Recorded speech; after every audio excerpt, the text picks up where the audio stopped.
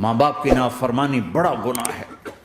ایک صحابی کی بیگم نے کہا یا رسول اللہ میرے خاوند موت کی حالت میں کلمہ نہیں پڑھا جا رہا، علقمہ۔ آپ دوڑے ہوئے گئے، آپ نے کہا بیٹا کلمہ پڑھو، کہا جی نہیں پڑھا جا رہا۔ بول رہے ہیں، کہا جی پڑھا نہیں جا رہا۔ کہا کیوں؟ پھر آپ نے ایک دم کہا کوئی ماں باپ میں زندہ؟ کہا جی ماں۔ راضی ہے؟ کہا نہیں ناراض۔ بلاؤ۔ وہ آ گئیں۔ آپ نے کہا علقمہ کی اماں تمہیں بچے سے ناراض ہو؟ کہا جی ہاں۔ کیوں ناراض ہو؟ کہا جی اور کچھ نہیں، بہت نیک بچہ ہے، تہجد پڑھتا ہے، روزے رکھتا ہے، قرآن پڑھتا ہے، مجھ سے بدتمیز ہو کے بولتا ہے۔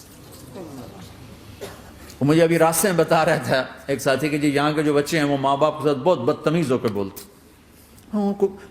پہلا قصور ماں باپ کا، انہوں نے کب ٹائم دیا تھا؟ انہوں کو ٹائم دیا تھا بچوں پر محنت کے لیے؟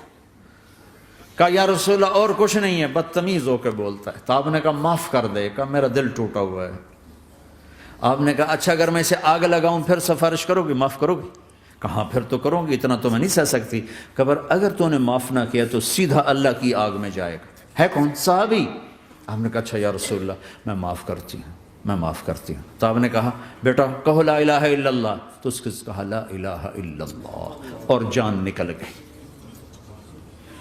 پھر آپ نے اس کا جنازہ پڑھا اور اس کے دفن میں شریک ہوئے، قبر تک گئے۔ پھر آپ نے دفن کے بعد اعلان کیا جس نے ماں باپ کو دکھ دیا اس پہ اللہ کی لعنت، فرشتوں کی لعنت، زمین آسمان کی لعنت۔ نہ نماز قبول ہے، نہ روزہ قبول ہے، نہ صدقہ قبول ہے۔